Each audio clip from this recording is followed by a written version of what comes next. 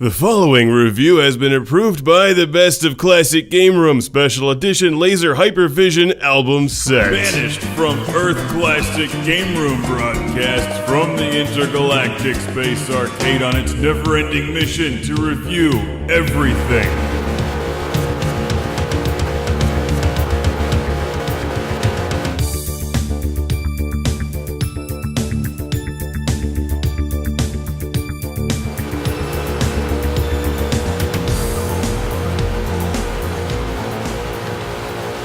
Welcome to Classic Game Room for the review of Forza 5, which is a bit of a misleading number because if you actually take into account the amount of DLC required to make it a complete game, you really have Forza 2.5.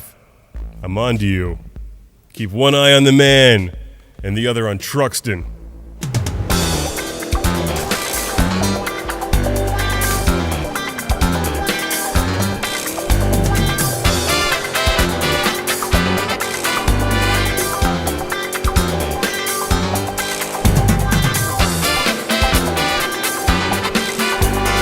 I'll bet you thought this review was going to be a non-stop montage of El Camino footage, and you're partially correct, but I've also got a Firebird. This is your 1977 Pontiac Firebird Trans Am.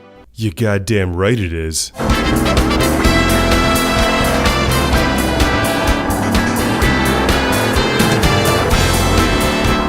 Oh, I've killed the Top Gear film crew! No! No, I'm sure they're fine. James May will save them with his hair. It's Forza 5, which is 3 more than 2, but 27 less than 32X, making it an infinite number worse than the Vectrex and 359 less powerful than the previous Xbox, which makes mathematical sense because about 50% of the cars in this game are DLC, which is 100% bullshit. Imagine the waves in the clouds. Feel the calm. Feel the calm, because otherwise I'm going to go off on a 5-minute tirade against DLC and freemium content, even though this is, what, a $50 game, $60 game, and you still don't get the whole game? Seriously? Okay. Breathe in, breathe out. Think of Truxton. Think of beer. Happy thoughts. Happy thoughts. I can't believe you don't even give me the Z, you cheap bastards! Back to the good stuff in the game, the driving, high production values.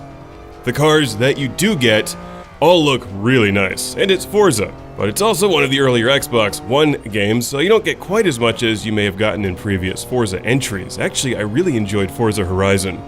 I'm looking forward to the next one of those, but you do get a number of tracks, many of which you'll be familiar with in Forza 5, and the replays look downright stunning. I love driving games. I love putting on some White Zombie or Ministry or 9 Inch Nails or something and cranking the music and driving to my own music, which, oh by the way, I'm not allowed to do in this game either.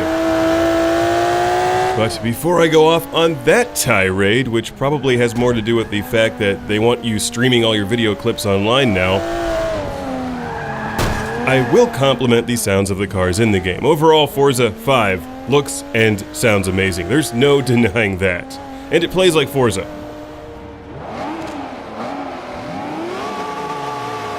The objective of the game really hasn't changed all that much from previous versions. You win races, earn credits, level up, buy cars, and then apply all kinds of wacky decals.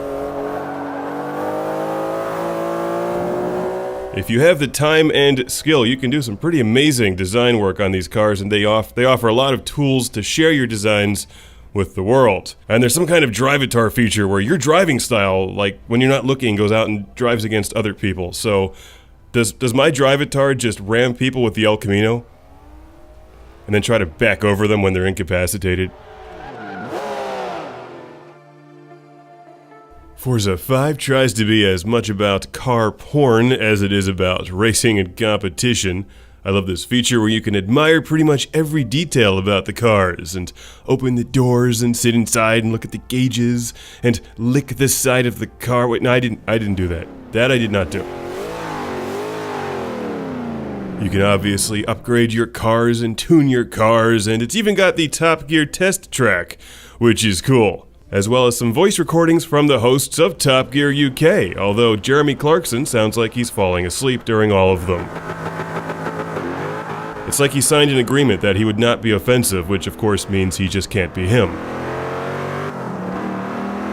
If you actually like driving games and are up for a challenge, you can turn off all of the assists and set the opponent difficulty to extremely difficult or impossible and actually go looking for some good competition, but you can also just cheat your way through the entire game by experience points, make everything really easy, and win without even playing. I'm not sure why that's a thing in games these days.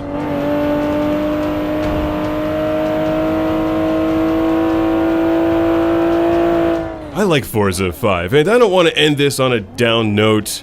Technically, this is an incredible game. It's beautiful, the environments look great, the tracks are really good. You got single player, you got multiplayer, and admittedly I'm a Gran Turismo fanboy, so bear with me here on this one, but the last time I turned on Gran Turismo 6, it gave me a few new cars.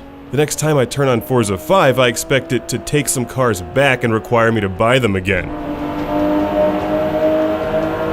A $50 or $60 AAA HD Xbox One game is not a freemium game.